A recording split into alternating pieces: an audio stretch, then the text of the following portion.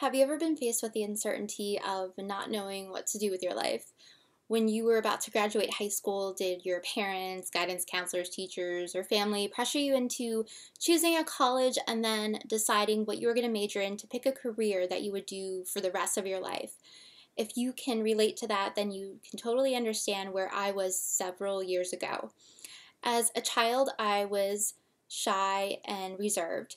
I was an only child, so I was very quiet, and I really didn't express myself verbally. I found that I could express myself more by drawing or coloring or painting.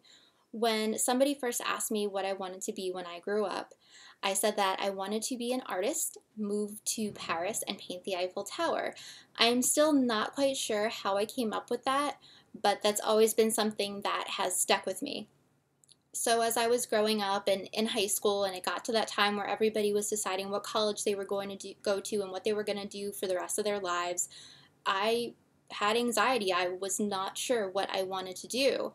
And my parents weren't very supportive of me having a career in the art field. I was always told that it's very unstable, that I wouldn't make a decent salary, I wouldn't know when I was going to get my next paycheck. So I kind of was hindered away from that area.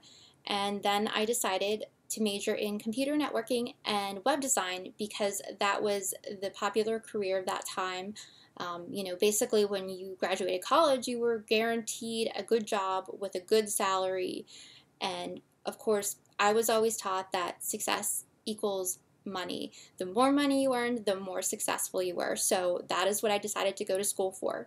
About halfway through, I realized that computer networking definitely was not for me. I did like web design because I was able to kind of be a little bit artsy with it, but as far as programming and things like that, it just wasn't for me. But I worked so hard in school that I decided since I was halfway through, I was just going to finish it. When I got out, I would get a job and, take a little time off and then go back. So after I graduated, I got a job at a local real estate company, just working in the office, doing some administrative things. And again, my goal was to just work for maybe a year or so, decide what I was going to do, and then go back to college. But unfortunately, that didn't happen, and here we are 14 years later. I am still working in the same company that I started at when I graduated college. My name is Jamie Wiley. I am a graphic design student at Full Sail University. So basically what happened is once I started at this real estate company, I fell into the marketing and advertising position. And this is where my interest in graphic design developed further. Here I basically designed brochures, flyers, postcards, did some press release work and things like that because I had no formal education. I taught myself Photoshop and Microsoft Publisher and a couple other software programs that we would use to create all these marketing pieces. And also at that time, MySpace and LiveJournal were really popular. So for my friends and for myself, I would design logos and layouts and things like that, kind of too as a hobby. So it was a lot of fun, and I really enjoyed that aspect of my job. And besides that, besides the marketing and advertising, I bounced around in different positions such as the bookkeeping department. I also worked in technology, trained people, helped out at the reception desk. I did basically everything in an office that an office would require to run. I managed the office. So I think that my biggest asset to offer any person would be that I have a very diverse background experience, especially learning all the things that I have. I can offer more than just a graphic designer. I can do so much more than just design things. I am able to take on new responsibilities. I'm able to kind of roll with the punches and just deal with things as they come. So I have a lot of different assets that I can offer people. I already have an extensive network of people, of local businesses that I know. And so, through where I've worked now, which they say is networking is really important, and it definitely is. That is how I have met and gotten a lot of the work that I've already done through graphic design is through people that I work with.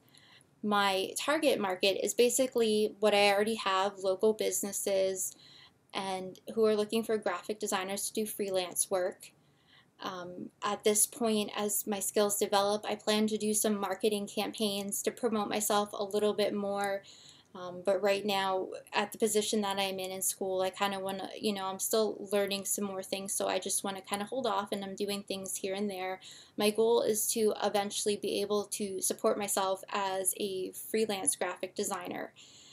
My brand mantra is that I am a genuine, innovative graphic designer. And what I mean by genuine is that I really withhold myself to a high level of integrity. I think that building and forming relationships is the most important part of anyone's career.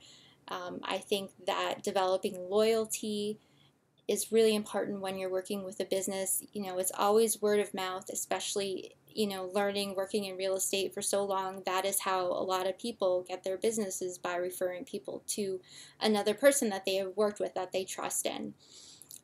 As far as my goals, my professional goal is to create powerful designs that influence and communicate clearly with the audience, and it leaves them with a memorable impact.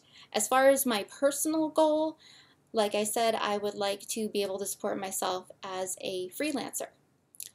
Um, Thank you very much. I wish all of you the best of luck.